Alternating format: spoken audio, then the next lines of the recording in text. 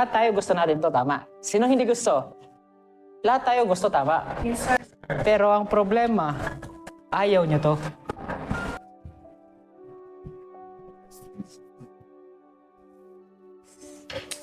You just want success, but you don't want to sacrifice. Sabi nga ni Lupi, di ba? Uulitin ko. Na kahit papano, kahit gaano kahirap, kahit gaano ka-imposible, please huwag niyong kalimutan na kunin yung pangarap ninyo. Pero dahil sa hirap, konting hiya, konting pagpapahiya, ayaw nyo na. Then kalimitan, anong nangyayari?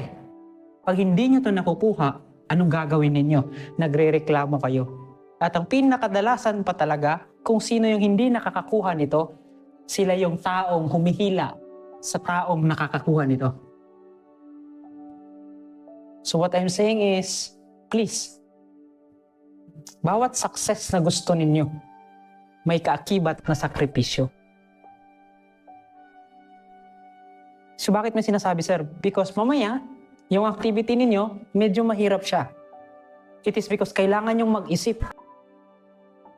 Pero tandaan ninyo, if you want this one, you need to think. You need to sacrifice. Kasi pag hindi nyo nagawa yan, huwag kayong mangarap na makuha nyo ito. Mula sa bahay na pangarap nyo, makatapos kayo, kailangan nyo talaga ng sacrifice. Kasi nandito kayo.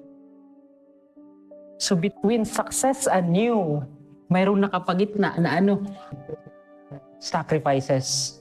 So please, if you're willing to get your dreams, your goal, the success, magsakripisyo kayo. Pero para sa tama, na-align sa gusto ninyong pangarap. Klaro. Sir. Kasi baka mamaya magreklamo, lisod man kayo. Wala, may dali. May madali ba? Oo, sir. Dali na kayo maglingkod. Pero ang tanong, pag nag-upo ka maghapon, gusto mo ba ang resulta? So kung gusto nyo na makatapos, may gawin kayo. Pero kung gusto nyo bumagsak, walang problema. Pero huwag kayong magreklamo sa dulo.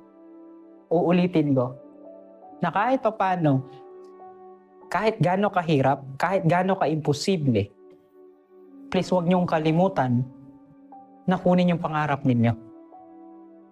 Pero dahil sa hirap, konting hiya, konting pagpapahiya, ayaw nyo na. Then kalimitan, anong nangyayari? Pag hindi nyo to nakukuha, anong gagawin ninyo? Nagre-reklamo kayo. At ang pinakadalasan pa talaga, kung sino yung hindi nakakakuha nito, sila yung taong humihila sa taong nakakakuha nito.